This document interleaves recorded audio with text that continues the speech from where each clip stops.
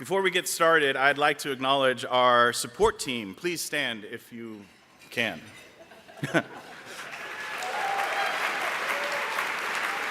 This support team is here to support us both spiritually and pastorally. We are committed to serving this beautifully diverse community, and like all meaningful work, it's a work in process. Your candor and feedback, whether shared directly or in your written evaluations, help us improve these practices to live more fully in our pluralistic values.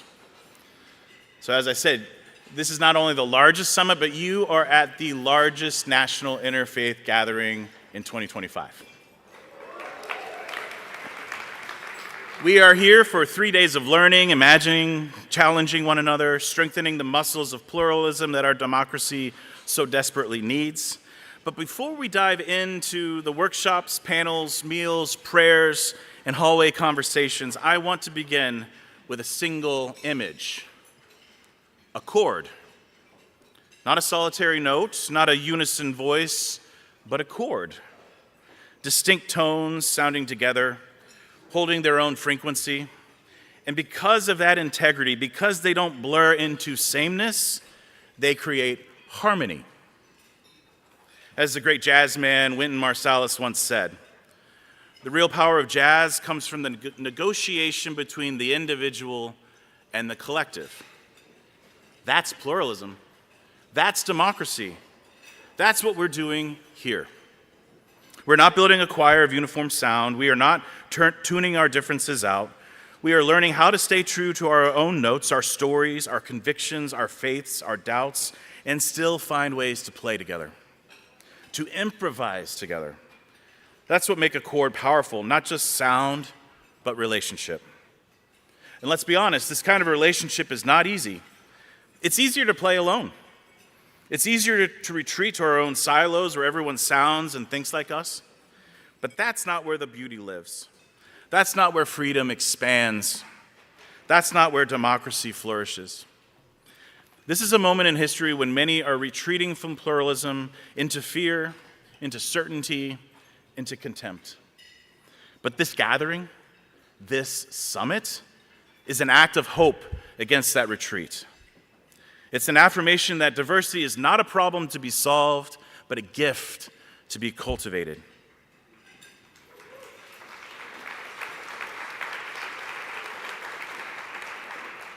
That the spiritual and civic project of our time is not to erase differences, but to engage them with courage, humility, and creativity for the common good. So over the next 3 days, you will meet people whose convictions stretch you. You'll be invited to share stories that have never been before spoken aloud. You'll be asked not just what you believe, but how you live, and how that living can strengthen the bonds between us. Our work here is not transactional. It's transformational. And you, each of you, are part of that transformation. You are the composers and the performers of a new kind of American music, one grounded in faith, driven even by a moral imperative for a new way of belonging and even neighborliness, rooted in relationship. So think of the people not just around the table, but around this whole room as your bandmates. You don't have to agree with every note that they play, but you do have to listen. You do have to stay in rhythm. You do have to play your part. Pluralism is not passive. It's not just tolerance. It's real hard work. It's spiritual and civic labor. It's powerful. And that's what we are here to practice together. So let's begin the summit in that spirit, not as a conference, but as a composition. Not as a performance for others, but as a rehearsal for the kind of world we all want to build. Let's be bold, let's be generous, and let's be humble enough to let others do the same. Welcome to the 2025 Interfaith Leadership Summit. Let's make something fun together, let's make something beautiful. And to that end, I'd like to bring up my friend and founder and president of Interfaith America, Eboo Patel.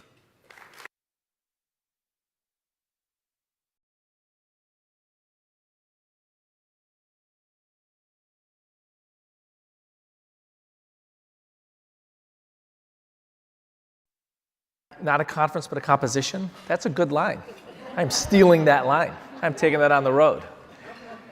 So Adam spoke about the importance of generosity. I am going to ask for your grace and generosity for the next 10 or 12 minutes. And here's why. Because I typically run my speeches by my 2 teenage sons before I give them. They tell me what's boring, and I rewrite. Lots. This week, they refused. I have one son who's going to college next week, so he will be with yes. All kinds of emotions about that. And my 15-year-old, this is not a lie, said to me, I have heard all your stories. I'm like, I grow. I have new stories. He's like, I don't believe you. So I had a very kind and generous Uber driver who, this is not a joke, this is also true, who listened to my speech on the way in. He did tell me only Urdu. I'm like, it's going to sound better. This is better, Gave me the thumbs up as I finished. So you will be the first set of people hearing this set of news stories. So as we ask for your generosity and grace over the course of the next 3 days, you can practice it over the next 12 minutes. Chords of Democracy. 1. When I was a student in England 25 years ago, I fell in love with a novel named White Teeth. It was written by a woman named Zadie Smith, and I thought it perfectly captured the music of pluralism. She basically fictionalized the motley crew of friends, colleagues, and classmates she had in the northwest of London neighborhood she grew up in. It's a properly diverse neighborhood. Rich and poor, middle class and working class, long-time white English Anglicans and atheists, newer communities of Jamaican evangelicals, Indian Hindus, Pakistani Muslims, Chinese Buddhists, Italian Catholics, Polish Jews. From her perch in a council estate, which is the British version of a housing project, that's where Zadie Smith was raised, she wrote about the friendships and the foibles and the feuds, the romances and the reconciliations of this set of people. And I think my favorite scene took place on a playground. Here's how Zadie Smith describes it. It is only this late in the day that you can walk into a playground and watch Isaac Leung by the fish pond, Danny Rahman in the football cage, Kwang O'Rourke bouncing a basketball, and Irie Jones humming a tune. Children with first and last names on a direct collision course. My research was in London, and every time I passed the playground, I looked for those characters. I looked for those kids whose different backgrounds and whose identities should have been at war with each other, even internally, and yet had come together to form the most precious of human creations, a community. Here's how Zadie Smith describes that signal achievement in human civilization. We have finally slipped into each other's lives with reasonable comfort. White Teeth was a blockbuster. Think of it as the Hamilton of the era. Zadie Smith becomes a global figure at like 24 years old. I was 24 reading it. She was 24 when she published it. She finds herself taking up writing fellowships and university positions around the world for the next 15, 16 years. Part 2. In 2016, Zadie Smith returns to the old neighborhood. She comes to care for a family member who has grown very ill. And one of the first things she notices is that the playground that she immortalizes in White Teeth has a new structure around it, a fence, not just with metal bars, but also bamboo slats in between those metal bars, so nobody can see from the inside out, and nobody can see from the outside in. Zadie Smith starts to see fences all around her old neighborhood.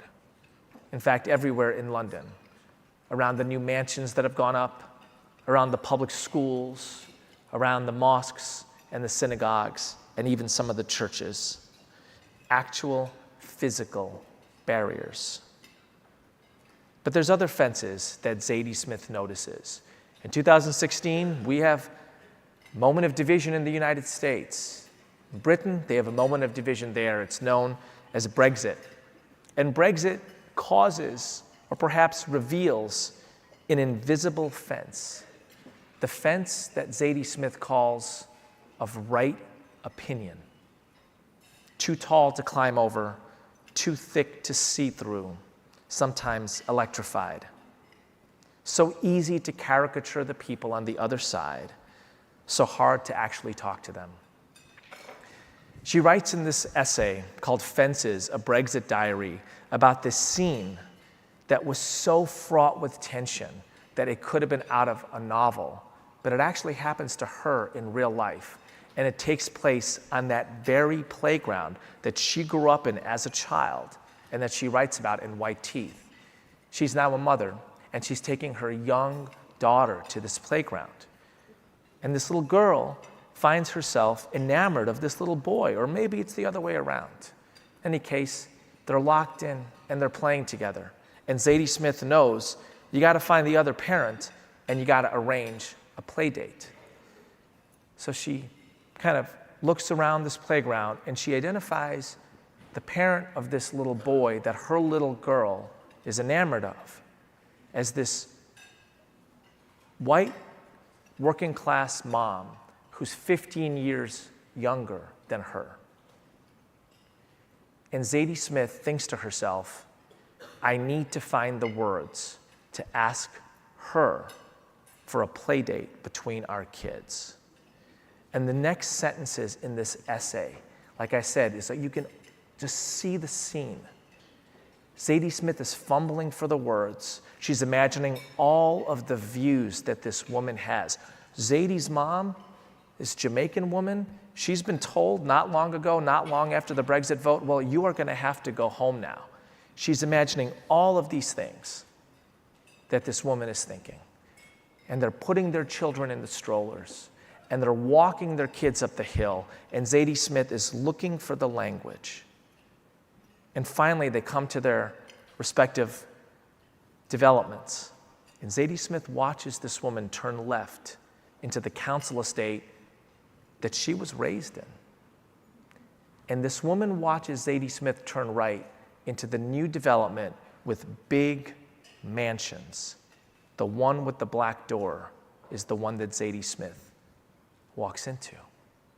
And the last thing that Zadie Smith feels is the withering look that this woman gives to her. You are one of those. You live in the rich neighborhood. Playdate didn't happen. Zadie Smith, the great novelist of pluralist community, couldn't find the language to climb over or see through the electric fence of right opinion and caricature. 3, I'm not leaving you here, trust me. I'm not leaving you in the despondent place. This is the middle of the talk. Okay. What I want to do is give you a sense of how hard this is. I mean, like literally, the people who are best in the world at talking about and to people of different backgrounds cannot figure out how to talk to those folks on the playground for a play date between their kids who are getting along. That is how hard this is. That is what we have signed up for. That is what we have signed up for. And part of what I love about Zadie Smith is she's not just going to let a problem sit. She's going to give us a way forward. And she does it in the way writers do. She changes the metaphor.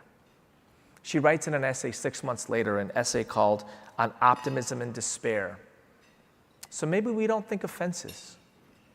Maybe we think of music. Maybe we understand ourselves as complex musical scores.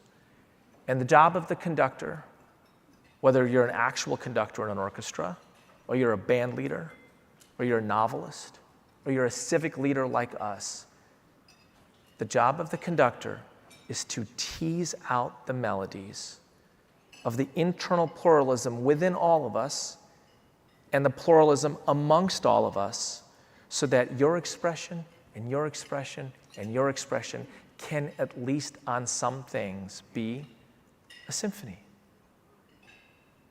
And in this way, Zadie Smith connects herself, I'm pretty sure she knew what she was doing, to the pioneers of the concept of cultural pluralism.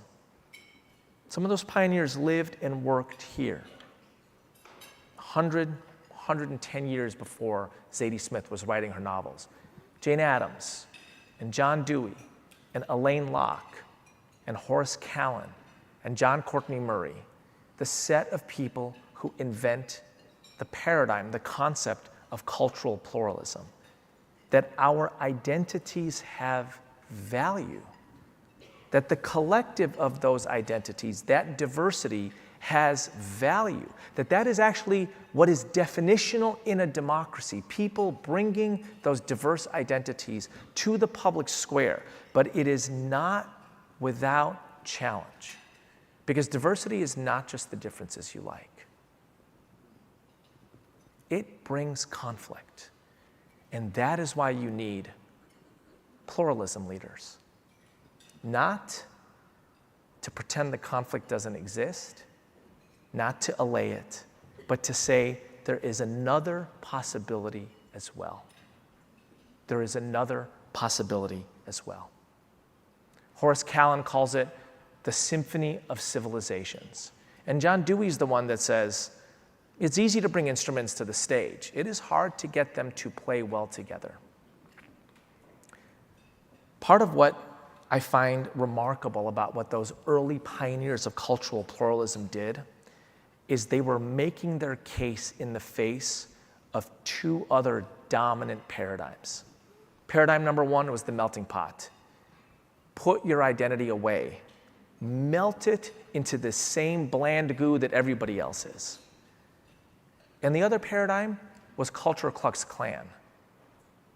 We are going to destroy your identity. We are coming for you. Don't put it away, because we actually want to squeeze it out of you. And this group of people, John Dewey and Jane Addams and Horace Callan, they're articulating something different. We are their heirs. We are their heirs. That's the commitment we make. The skills we're building here, the courage we are giving to one another. We sign up for civic leadership in a diverse democracy. We are the people that others can count on to build pluralism. By the way, I want to say something. Your opinion is probably right. You get to keep that. Your view of the world, you get to keep that. The disagreement that you're going to have, it's significant. It's a part of this thing. And yet, we cannot live in a world in which two parents whose kids are playing on a playground do not have the language to take the next step. We cannot live in a world in which some of our disagreements cancel out every opportunity for cooperation. That's what we do here. That's what we cultivate, pluralism. So we see people as complex musical scores, and we coax out the melodies, and we encourage each other to sing along. And whatever side of the fence of right opinion you are on, you can actually start to hear the similar melodies, the chord changes, the verses, on the other side of the fence. And maybe you come a little closer. And here's the thing about invisible fences. We've imagined them. And we can unimagine them. We have imagined them, and we can unimagine them with a little help from our friends. There's no them, there's only us. We are playing together the chords of pluralism, the chords of democracy. Thank you for being with us.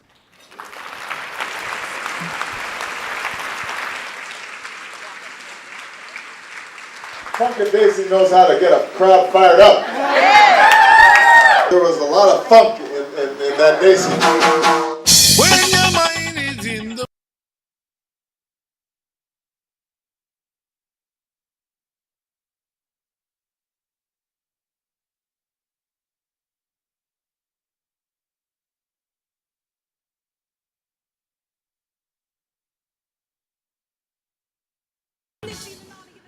Thank you so much. Eboo, thank you so much. By the way, I have a 22-year-old daughter and a 20-year-old son, and they're sick of me rehearsing with them as well. So I'm going to wait for the slides to go on.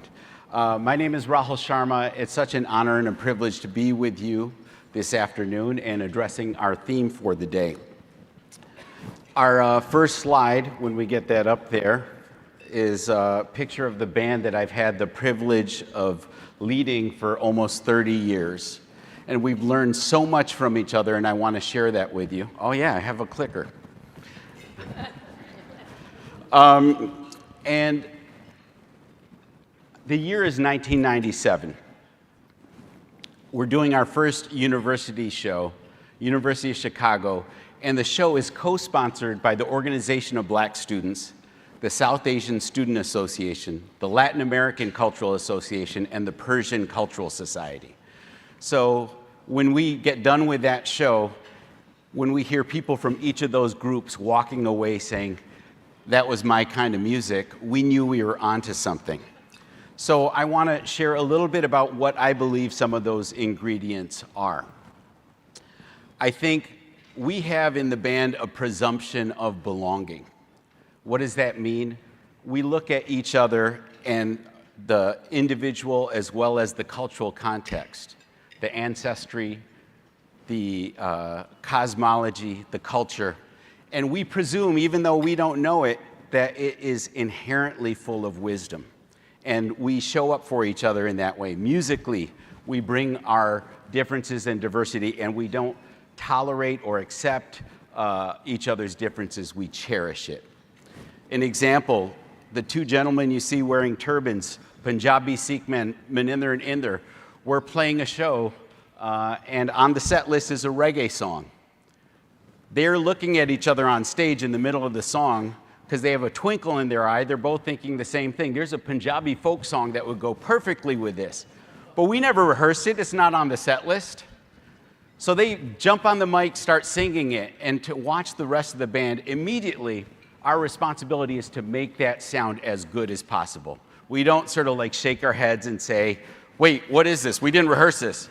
So that's a manifestation of this affirmation and belonging, this loving curiosity, affirming curiosity with each other. I also want to talk specifically about the rhythm ambassadors of Funkadesi. I'm going to go backwards. We have 4 percussionists. People aren't seeing the screen? Okay, there we go. Thank you. Latin percussion, Brazilian percussion, West African percussion, Indian percussion. 4 of the 10 band members are drummers, and we call them the rhythm ambassadors. It's been so beautiful to witness at rehearsals over the years and over the decades how they negotiate rhythms. So if you learn a West African rhythm, and let's say a West African lamban rhythm, you know, every rhythm has its own unique swing. So when we walk, we have a swagger. In music, it's the swing, it's the attitude of a song. So West African lamban rhythm is going like this with its own swing. A North Indian Bhangra rhythm has its own swagger, its own swing. So when they started to play together, it was like this, right? We were metronomically on the same tempo, but it was still a little stiff. It didn't completely gel. I witnessed magically how these rhythm ambassadors went from here to here. And I want to share very briefly in this lightning talk what I think some of those things are. I think balancing pride with humility is important, recognizing through the rhythm ambassadors and the other members of the band that there are levels of listening. If you're kind of full up with your preconceived idea of what you've been taught or your identity or what you've heard about the person across from you, you're only partly listening. But what if you kind of quiet yourself and allow yourself to really fully hear what's happening over there on the other side? So it makes me realize you can't see that in that screen below, but the bottom thing says, increasing our availability to listen. So that phrase, availability to listen, as a psychologist, a consultant, leadership coach, as well as a musician, I have used that phrase. What is the work that we need to do on ourselves to increase our availability to listen, right? So we want to say that we don't just tell people what we've learned, we get them to experience it. We do it through drumming, kind of like this guy. It's true, you can never have too much of it. But we've done over 150 engagements in various contexts, in boardrooms, in college campuses. On the top left, that photo is fourth graders surprising the school at a Diwali program. It's an Indian program, but they're showcasing African, Latin, and Indian rhythms and how they all hold each other up. On the right there, that's one of 45 drum circles we've done for folks with intellectual disabilities. And to be in spaces like that, where halfway through the drum circle, we invite every participant to come to the center and lead the drum circle.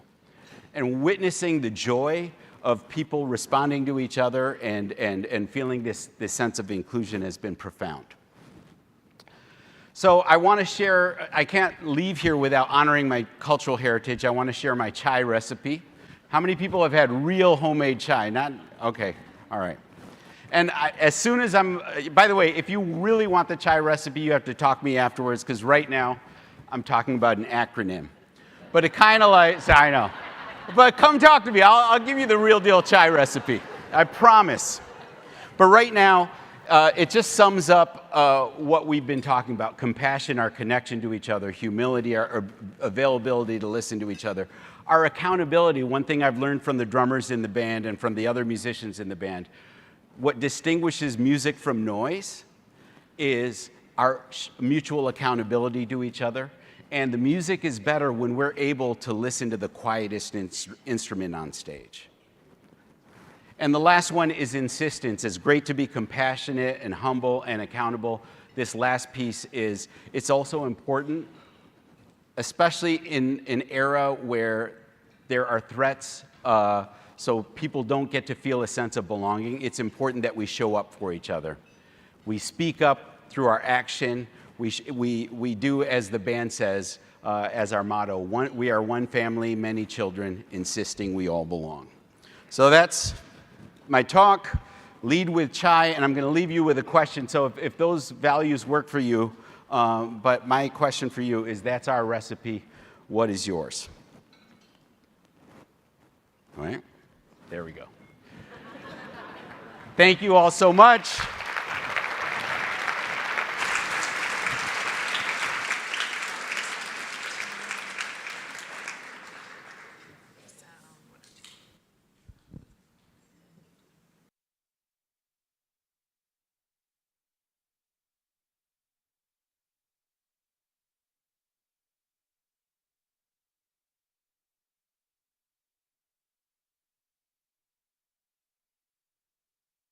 Thank you all so much for having me here and this invitation to speak about pluralism and democracy.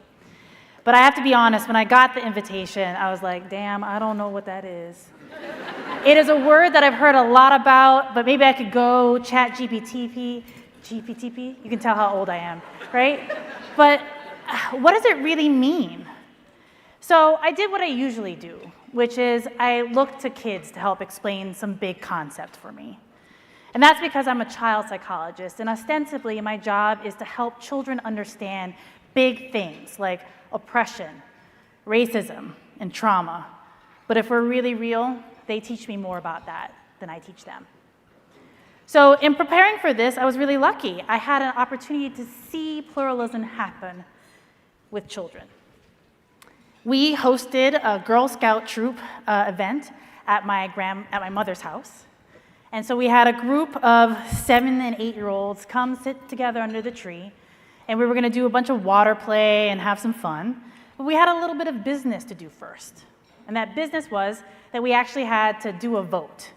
We had to make a decision as to where the money that was left over from Girl Scout cookie sales would go.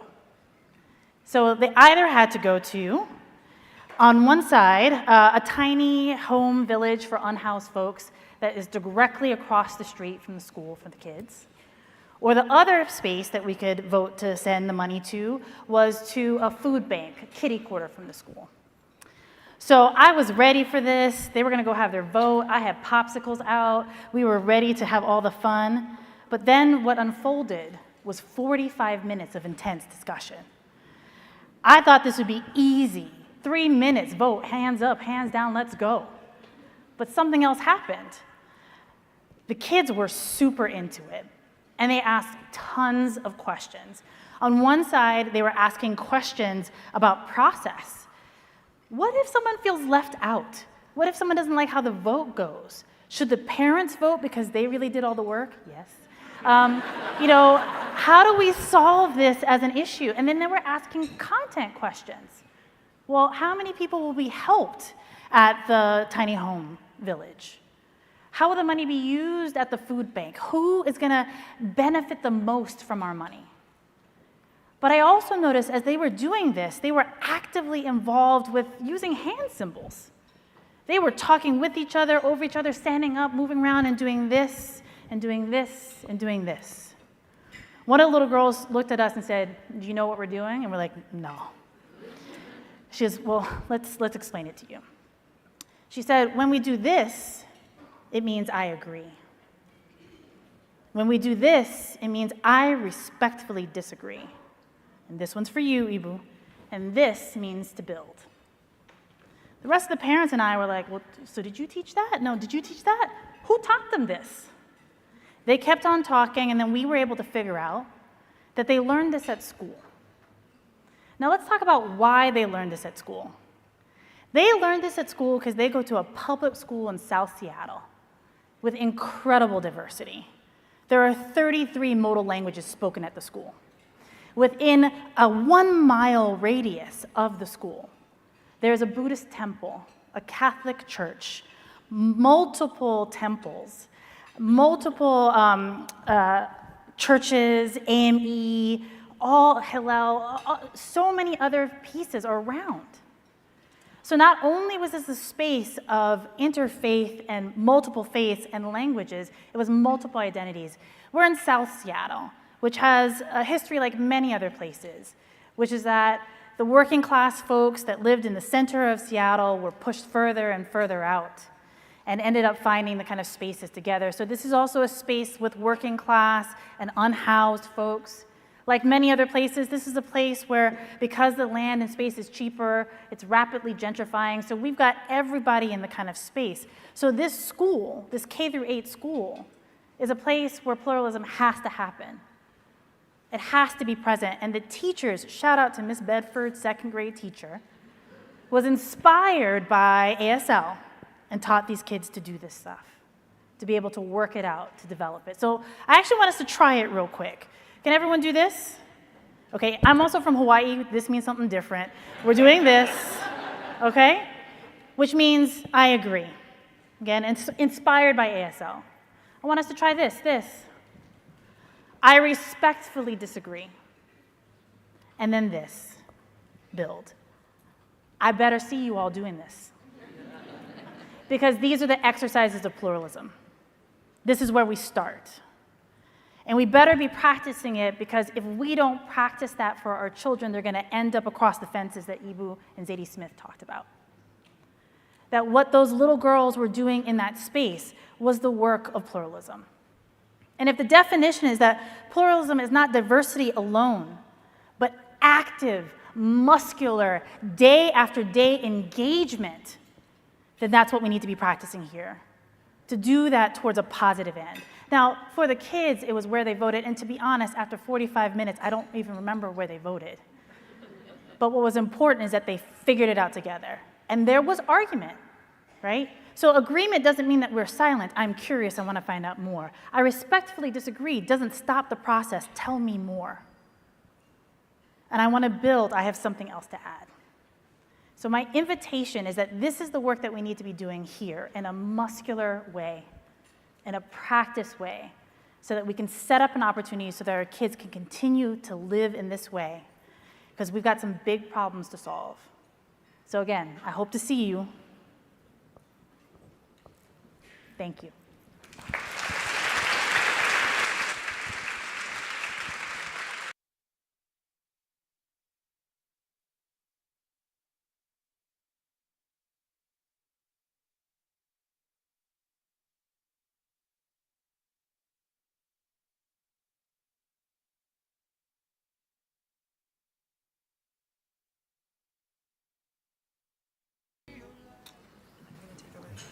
Okay.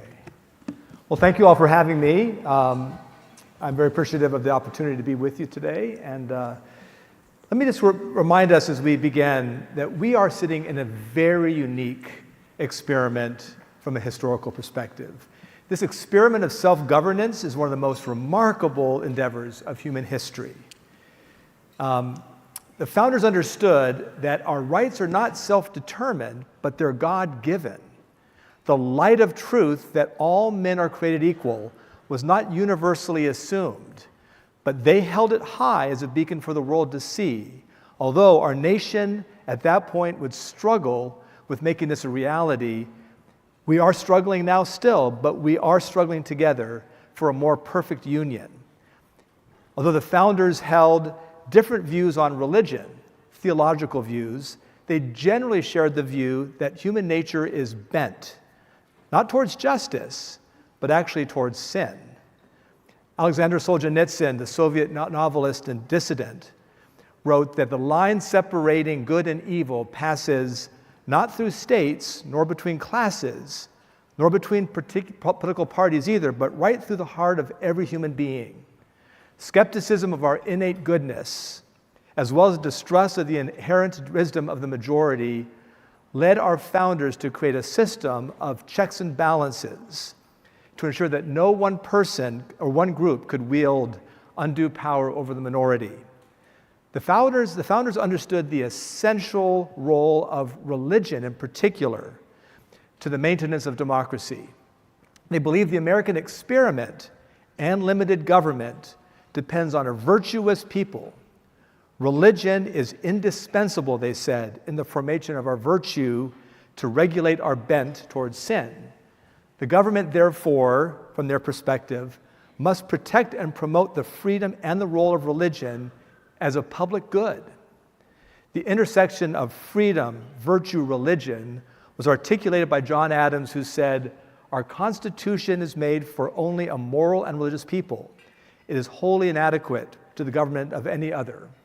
In fact, George Washington was so concerned that people in a free republic would forget the necessity of virtue and morality to preserve our experiment that he declared in his farewell address, "Of all the dispositions and habits which lead to political prosperity, religion and morality are indispensable supports." On the eve of our 250th anniversary, there's been much hand-wringing over the future of our democracy. Can we survive the toxic polarization that defines our age, fueled by outraged media, hate-filled social media posts, and zero-sum game political party politics? Now, the good news is that trend is reversible. If you look at your role right now, over the past decade, there has been a decline in religious attendance. However, your generation is a generation that can reverse that trend. This decline, they call it the rise of the nuns, was particularly pronounced with young millennials. Although highly spiritual, they were becoming institutionally disengaged in general. This is a postmodern skepticism of institutions, and the actual decline of religion reflects that detachment from organized institutions. This trend, however, was also grounded in a kind of a skepticism, if you would, of long-standing mores and the idea that certainty has even a place in society. The good news is This disassociation trend seems to be reversing, and you all are leading the way. You are the first postmodern generation. Back if you don't mind. You are the first postmodern generation. You are the generation that actually is beginning to reimagine what the world can be by reconnecting through institutions, including religion. Surveys show that you are rejoining institutions in ways that are actually replacing Seinfeld with Superman, if you saw the film. You are looking at new ways in which Friends can get replaced with Fantastic Four. There's a sense in which there's a revisiting of these institutions that are the fabric of society. Now, just a quick sidebar. The Fantastic Four was created by Jack Kirby and by Stan Lee. Their real names, however, were Lieber and Kurwitz. Now, at the time, back in the 40s and 50s, if you were Jewish, you had to hide your Jewishness by changing your name to operate in the world. The Thing was their creation, whose physical identity changed, but in the world in which they lived, their Jewishness was not able to be shown. Sadly, The Thing's Jewishness was hidden in previous films, but in the new film, it's actually played by a Jewish character, an actor, and his faith is highlighted. Metamodernism, which you all are leading, embraces true identity and faith, not obscures it. So, you hold the keys to our future, and I have 3 closing encouragements for you. First, don't be afraid of truth. Postmodernism relativized truth, but without truth, we spiral into nihilism. Yes, everyone has a right to be wrong. The founders didn't agree on everything, but they created a system that allows us to arbitrate truth claims through civil debate rather than through the imposition of power. Second, don't hide your religious identity and your convictions. In fact, share them. I'm an evangelical Christian, a follower of Jesus, and though we may differ on his full humanity and divinity, we can agree that each of us has the right to believe and practice what our traditions tell us, and the freedom to change our beliefs without consequence. And third, the more celebrate the America that we can be. We, the people of the United States, in order to form a more perfect union, you can lead the way to reconstruct the aspirations of our declarations, inalienable rights, and our Constitution's blessings of liberty by overcoming the polarization that keeps us from shared flourishing, from building a more perfect union. You can overcome the cynicism and hopelessness of the age with one word: friendship. Living out truth in love, in relationship with someone that you differ with, is what we need. Only through authentic friendship can we overcome the demonization of the other. So let's close now with a little clip from 2 friends of mine who have modeled for me this love and friendship despite disagreements. And then you can help lead America to a more perfect union. See, I think it's deeper than civility, and it's even deeper than respect. I think we've got a genuine love for one another. I love this brother. I revel in his humanity. And it seems to me I've heard you say the common denominator is love. Absolutely. There are just so many aspects and facets of who we are as human beings that cannot be subsumed under politics. So when you love somebody, you love their qualities, their characters, their laughter, their gestures, the things you have in common that don't always fall into politics. We can argue over Aquinas versus Kierkegaard, or we can argue over his bluegrass versus my funk and rhythm and blues. You see, there's things that bring us together. Then we reach politics and we say, oh my God, I think you did wrong, my brother. I think you did wrong, my brother. So that human connection, that rich, deep human connection, that's what is so very important. The other thing, Margaret, that we were talking about was the importance of honesty and integrity and those sorts of virtues. Well, I not only love Brother Cornell, I admire him, and I admire him for those virtues, for honesty and for integrity. He sets an example for me. He's inspiring to me. We may disagree about politics, but I do admire integrity. A person who says what he means what he says, who does not succumb to peer group pressure. Cornell's been under pressure from the progressive side sometimes to do things or say things that he actually doesn't agree with, and he refuses to yield. I try to do that on my end. And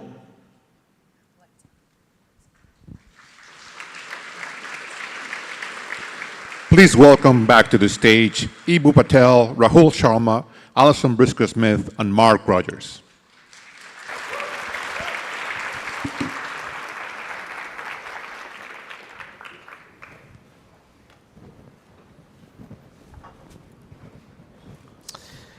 All right. Boy, thank you for 3 terrific presentations. Thank you all for being a great audience and really being leaned in.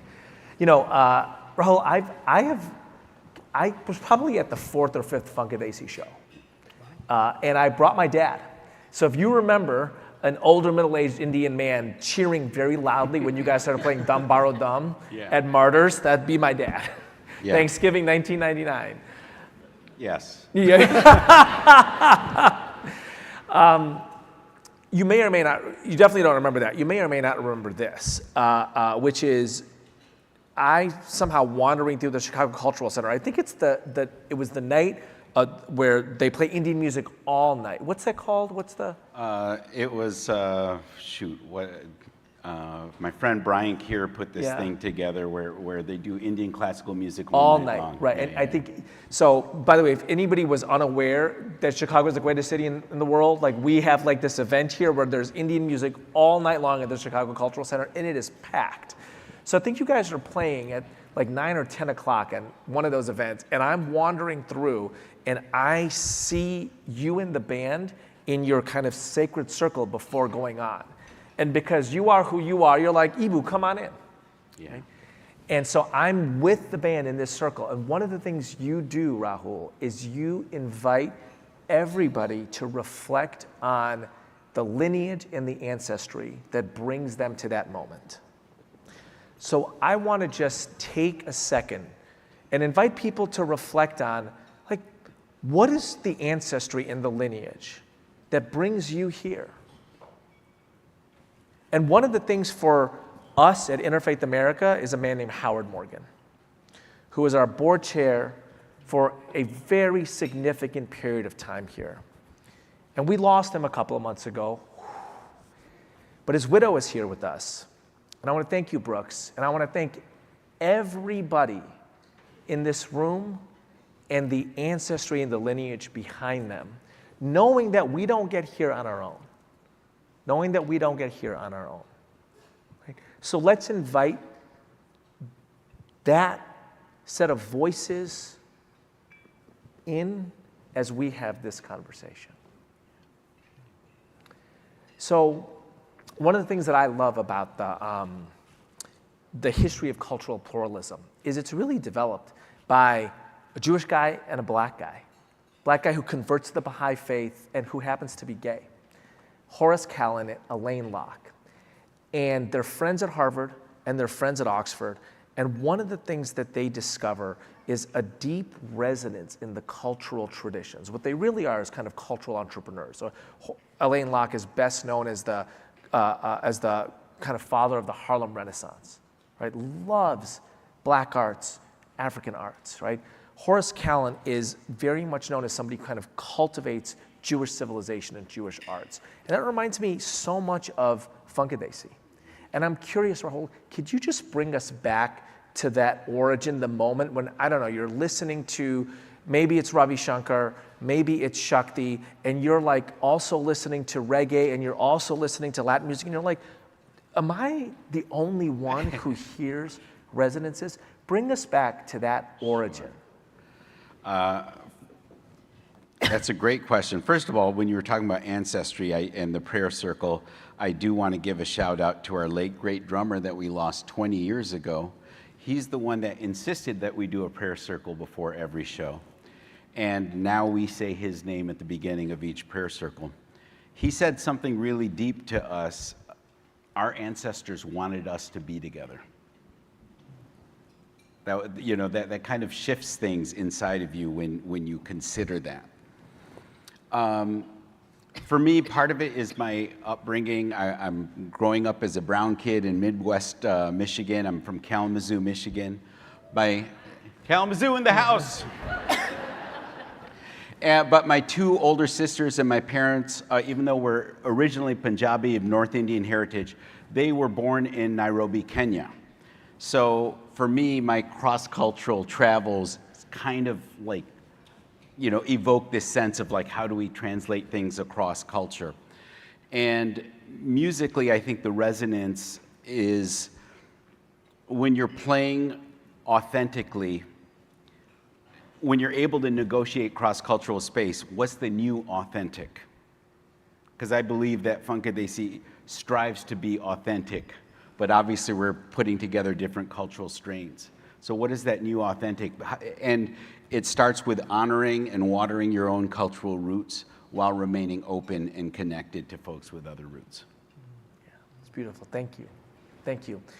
Allison, I love that story about kids. I love that story about kids. I mean, every time I listen to you, I'm like, boy, I think I just learned an awful lot, way more than the 10 minutes you spent on stage, right? So thank you for that gift of wisdom that you bring.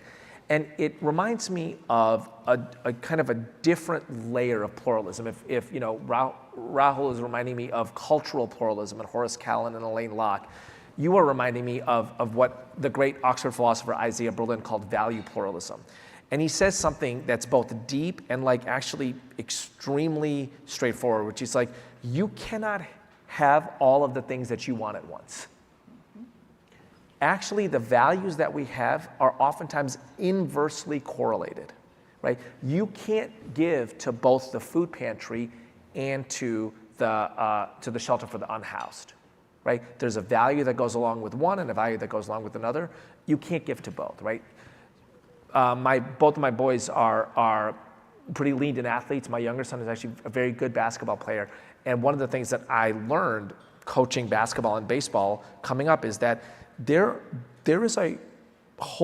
competing values with who you play. Do you play the best players on the team? That's one value system. You're kind of nurturing excellence. Do you play the worst players on the team? That's another value. You're helping people get better. Do you give everybody fair playing time? So those values are in deep conflict.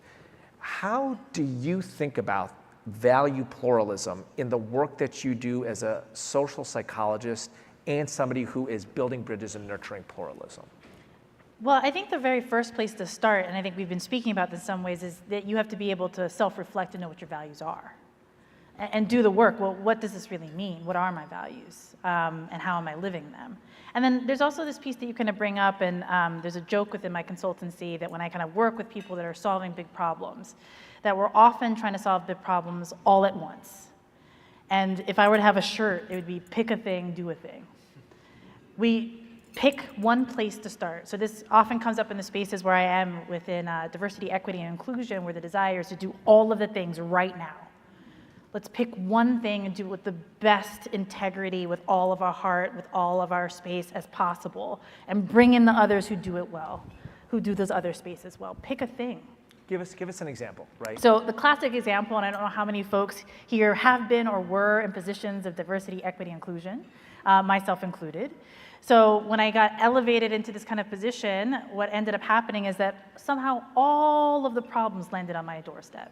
Not only was an opportunity to solve and address issues of race, oh, I see some people, I see you, right? Not only was it about race, it was also about, which it needed to be in many different ways, our intersectional identities, race and faith and accessibility and all of that. And the idea wasn't about not being a whole intersectional person, but the idea that ended up happening was that somehow it was my job to do it all. So we picked one thing. We started off with a fellowship and an opportunity for us to come together and to talk about issues of faith and clinical work. We started there. And then we did another thing, and we did another thing. We had to pick a thing and start because we become so overwhelmed with having to do all of the things right now in this second that we don't do anything well. And we miss out on the things that we do well. There's some of us that are really good at doing this, and some of us that are really good at doing that. That, again, is pluralism in action, that we have to be able to identify what we value, where our light shines the brightest, and how we can actually coordinate, and not be so overwhelmed with the tyranny of the moment that we do it all. Pick a thing. Yeah, so I want to keep on this, right? Mm-hmm. I'm loving this. So anybody here a fan of The Bear, the TV show? Okay. I'm a big fan of The Bear. Yes, thank you. And one thing, I mean, if people have watched season 3 and season 4, one of the themes is like Carmi keeps like adding things to the menu. Like he just can't stop. And part of what his very wise team does, principally Sid, is just like, we got to get good at 8 things, man. We got to get good at like that's the menu. right? That's the menu. And I'm going to connect this to a sports thing and then come back. And Rahul, I'll come back to you. And Mark, we are going to get to the founders, brother. And Brother Cornell and Brother Robbie. I'm with you in a second here. So I want to connect that to maybe a counterintuitive example, and then give it to you, Allison, and then if either of you want to add it also. So, food, music, sports. I mean, that's all I need, right? And so there's this great movie from like 20, 25 years ago. Remember the Titans? You guys see this movie? Okay, so there's this. So the backdrop of the movie, right, is a largely it's late 60s, early 70s, Arlington, Virginia, right outside of DC, and a black school and a white school are being integrated, and everybody knows it's not totally fair. Let me rephrase that. Everybody knows it's profoundly unfair. Okay. One of the things that happens that I think that they get right is they have to choose one football coach. 2 football teams, they have to choose one coach. They choose the black coach. Okay, who Denzel Washington gets to play in this film. And it's interesting because the set of white parents show up, and they're really mad at the fact that they choose the black coach. And Denzel and a set of black parents show up, and they basically want to do a church service because they've chosen a black coach. And the Denzel Washington character says, I got something to say to all of you. I am not Jesus Christ, and I am not the Easter Bunny. I'm a football coach. I'm going to build a football team. That's what we're going to do. We're not solving every problem in America. Right? We're not the Supreme Court. We're not the White House. I'm a football coach. But here's the thing. If you excel at building a football team, the players from different backgrounds, they learn they have to work together. Right? They don't just do handoffs and pitch and catch in the game. They start visiting each other's homes. The parents start sitting next to each other in the stands. It turns out that if you can excel at some things, other things can kind of add cars to the train, right? And so trying to do everything, you wind up doing nothing well. Excelling at a couple things, it might wind up being the first step in, right? Anybody have experience with that? Rahul? Yeah. I just want to say, first on the bear, subtract. That one really stuck out because when you only gave us 5 minutes to talk, I had to look at the slides and subtract. Just joking. But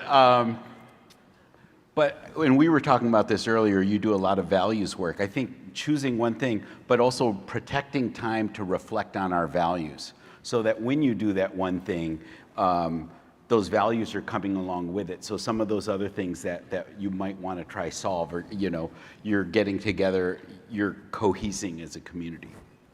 Can I tell a story about Remember the Titans? I mean, we are all about stories. Super fast. So my dissertation was literally on Remember the Titans. There's that. Nice. Yeah. We didn't even talk about this before. I brought families together to watch parts of the movie and see how they would talk to their children about prejudice and race. And one family stands out to me. They watched a particularly harsh kind of scene. These are little kids. And the mom turns to the family and says, well, what do we think about this? And the little kid goes, this is prejudice. Trying to kind of understand what was there. And then the mom said, well, what do we think about it? The family in sync started singing, God loves all the little children, black, white, and yellow, and everywhere. It started singing this whole, I messed up the song, but y'all feel me? They sang, this was a family that decided to have their values aligned with their faith and were able to exercise the thinking and the knowledge about prejudice in the context of their faith. They had picked a thing. They had picked a language of faith to help them understand why it was wrong for the kids not to let each other play. And I have been able to bear witness to so many families make decisions about how we will teach our children about these big, terrible, awful things. How do we explain the news to our children? And they pick a thing, pick a value, pick a place of your faith. There is an explanation that is there. And I find that very reassuring because I often get way overwhelmed with having to do all the things. Yeah. So to come back to the kind of place and to see this mom turn to her family and they had a song to sing that was rooted in their faith about why they shouldn't be biased. So I think those are the opportunities of what I'm kind of thinking about. And that is another exercise in pluralism. We do this really well. Who else can we partner with to help us do more? I love that. I'm going to stay with the music thing for a second, then Mark, I'm going to turn to you and we'll talk about the American experiment, which I'm super excited to talk about. You know, there's like a spirit, there's a sacred story here for me. There's a great story about St. Francis of Assisi who's tending his garden, and somebody comes up to him and says, if you knew the world was going to end at 6 tonight, what would you do? What do you think he said? Keep tending my garden. Mm-hmm. This is what I do. This is why do you think this is not the most important thing, right? So I promise you this is connected. So the Grateful Dead just did a 60th anniversary set of shows in San Francisco. I promise you this is connected. In their resurrected form, Dead and Company. So Bobby Weir and Mickey Hart, these guys are like 75 years old. What else are they going to do but play music? What else are they going to do but play music, right? That is what they do. They have picked a thing, and they're going to do that until somebody throws brown dirt down their legs, right? Pick a thing and excel at it, and then figure out how to give it away. Remember Titans? That was a moment. We just had a moment. Yeah, we did. Just happened. Mark. Yes, sir. The American experiment, right? So I lived in Europe for 3.5 years, in England, and then I spent a bunch of time on the continent. And I read this book when I was there called What It Means to Be an American by Michael Walzer, which just like changed my life. And Walzer has this insight. He's like, you know, the nations of Europe, and it was close to it because that's where it happened to be. He's like, there was a group of people called the French, and they built a nation called France. There's a group of people called the Germans, and they built a nation called Germany. There's a group of people called the Spanish. They have a language, they have a culture, they built a nation called Spain. There's no group of people called Americans who built a nation called America. Mm-hmm. And his line is, we become Americans by dint of living with other Americans. Mm-hmm. We become Americans because we excel in flowing with our manyness. Mm-hmm. That is the definition of the culture and the nation. Do you see that in the founding? You know, I touched in my comments about the role that the founders saw religion as being indispensable, right? And what's interesting, and again, we don't have this full context today, but the model for religion in the state at the time was very different in Europe, right? It was a state-established church, or in the case of France, a pretty anti-clerical, fairly hostile environment towards religion. And the founders, in contrast to that, saw the importance of creating a space where religion could actually could flourish from an individual perspective, but they also saw its importance to the kind of collective well-being and the collective good. And so I think we're beneficiaries of that, right? They understood that religion inherently has different claims on truth, and they wanted a space where those disagreements could be arbitrated, but not through the imposition of power, but through civil discourse and relationship. And so we're beneficiaries of this pluralistic system. Pluralism does not mean relativism. Pluralism means that we can go to this public square with our strong claims to truth and litigate those through civil dialogue, through discourse, even through democracy. And I think that stood in stark contrast with the rest of, frankly, the world. And even today, right, that's not the norm. I mean, I think I was involved with a film. We were in Egypt a few years ago and spent some time with the Coptic community, and they've lived under oppression for a long time. And the one visible example of that, of course, was when 21 of the Coptics were beheaded by ISIS. And we actually worked with the community to help them tell that story, where they gave forgiveness in that context. And when Whoopi Goldberg presented our short film that was nominated for an Oscar a few weeks ago, she said, "This is." What's that? Thank you. Yeah, it's called The 21. And when Whoopi presented this at Tribeca, she said, there are still countries in this world that litigate their religious differences through violence. America is one of the few countries that has, from its founding, created a space where religious claims that are at odds with one another from a truth perspective could live in peace and through negotiation of a relationship. So I want to ask this question of everybody here, but Mark, because you brought in your talk the founding and religious diversity, I want to maybe present it to you first. So So I wrote a book a couple of years ago called Out of Many Faiths, and a lot of it is about the founding and religious diversity. And what's interesting is in the late 18th century, the United States is a pretty religiously diverse nation, and freedom of religion in America is actually joined with an ethic of where many of the founders would stand up for people of other faiths. So most famously, George Washington goes to Newport, Rhode Island, and gives this speech where he says to the Truro Synagogue, "This government will give to bigotry no sanction and persecution no assistance." But Benjamin Franklin builds a hall in Philadelphia and says this hall is going to be open to preachers of any persuasion. If the Mufti of Constantinople wants to send a Muslim, this pulpit is at his service, right? Thomas Jefferson reverently owns a Quran. So one of my questions is, one of the things that there's a lot of extremely important discussion about what went wrong at the founding. A lot went wrong at the founding. Okay, the genocide of Native Americans, the enslavement of African Americans. One thing did not go wrong at the founding, and that is religious diversity. The European founders got religious diversity mostly right. Can we in America, as we come on to the 250th anniversary of the Declaration of Independence, can we use what we got right when it comes to religious diversity, freedom of different religions, the defense of people with whom you disagree with, the nurturing of positive bonds between them? Can we start with a strength of ours, make that strength stronger, and then maybe address some of the things that we did not get right at the founding? By the way, this is not a question that I told them about before and that I just thought of. So, well, let me say this too. I think the founders that I shared understood that religion played a particular role in this kind of cycle, or this virtue, kind of civic good kind of cycle. But religion also plays an important role in our public and personal health, right? So it is essential to our personal well-being. It contributes to the social capital, social cohesion. Communities of faith create community and well-being. It actually contributes to our mental and physical health. If you pray more, you recover more quickly after surgery. I mean, there's all these public goods that religion is. And so the importance of you all being comfortable and proactive in asserting your religious identity, if that is part of your identity, into the public square, is it advances the public good of religion. I just want to pause you for a second. Yeah. I want to note something that I think is very important and a little subtle. You are inviting people whose religious convictions you disagree with. Correct. Like mine, for Correct. example.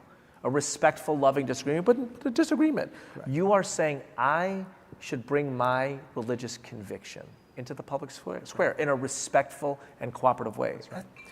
There's not everywhere on earth at every time in human history that happens. That's right. That's right. And we have a place too where, interestingly, I give you permission to share your religious convictions and truth with me. I invite you to do that with an effort to convince me that your truth is truth. And similarly, my hope and prayer is that you would let me do the same to you. I may not convince you and vice versa, but that is what we have without, and amazingly in this country, without consequence. People can actually change their faiths in this country without consequence. That's not true in many, many countries around this world. We have a very unique experiment that I think we are benefiting from, that we're blessed with from the founders. Thank you. So let's do kind of a last offering of wisdom. We have about 2.5 seconds left. What about, I'm sorry, not 2.5 minutes left.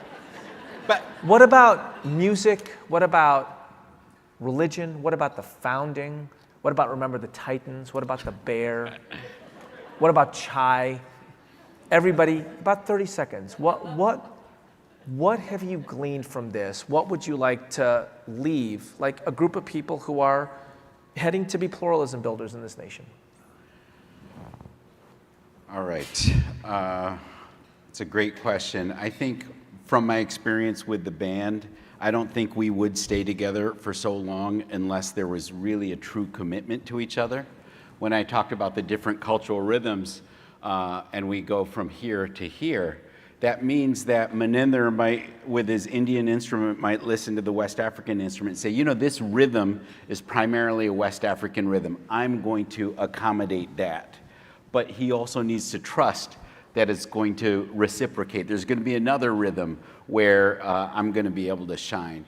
So, and connecting that to the founding and we the people and all of that, I want us all to, whenever we're seeing anything happening now, in anything we do and any messages we're being given, we need to interrogate who is the presumptive we.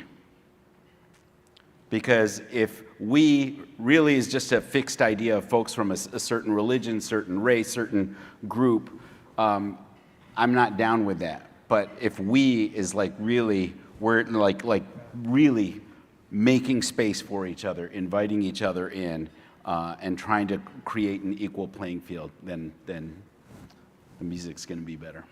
I love it. The music's going to be better. Go ahead. Here's what comes to mind. Hang with me. I'm a perimenopausal female, which means that I've been directed to eat. Anyone else? Which means I've been directed to like eat all the protein, and I've got to do strength. I've got to do strength training. So now all of a sudden I'm strength training all the time. I'm getting reps in all the time, and I do that not only to make sure that I am comfortable, but that I am healthy and available for the next generation. So I can be a good grandma, like my mom is to my children. There's a purpose in this focus, so that's why I'm getting these reps in. We better be getting the reps in to create a place that lives up to the expectations and ideals, and so that we don't continue to actually litigate our differences and our values through violence. We are in a place where that's actually escalating here, and I don't take it for granted that that might not always happen.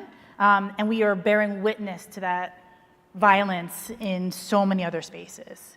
So we better be putting the reps in. And this is an opportunity for us to practice this disagreement, practice full-throated invitations for us to listen to each other and value each other, because we've got generational work to do. So that's how I think about it, and linked it to perimenopause real quick. So let's get our practice in. If I get to talk about the Grateful Dead, you can talk about me, right?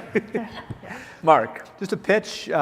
This is Cornell West and Robbie George's new book called Truth Matters, and the subtitle is A Dialogue on Fruitful Disagreement in an Age of Division. Now, these two are very different, as you know, in their own political ideologies, but they are dear, dear friends, and what their shared bond is their faith. And they really do share that in a kind of an intellectual depth, but a very personal depth. There's a great clip of the two of them singing This Little Light of Mine on the porch where Robbie is playing the banjo. I mean, this is what we should aspire to do, is love what we can love together. And where we disagree, we can disagree agreeably. And that is something that we all can contribute to the social well-being of society as a whole. So thank you for having us here. Thank you. Thank you. I'm going to leave you with two lines. So my son is getting ready to go off to college. It's so interesting. Like, I am hearing him talk about people in these broad categories. Like, he doesn't really want to hang out with the private school kids or the East Coast kids or these kids or that kids. And I'm like, you are writing a script where you're not going to talk to 80% of the students you're going to college with. And actually what he's really doing is he's just protecting himself. He's just protecting himself, right? He's just trying to make sure that, like, he doesn't feel like thrown out into this vast ocean of newness and difference and diversity, and that he feels like he doesn't know how to connect. But that's why you go to college. That's why you live in the public square, precisely to do that, right?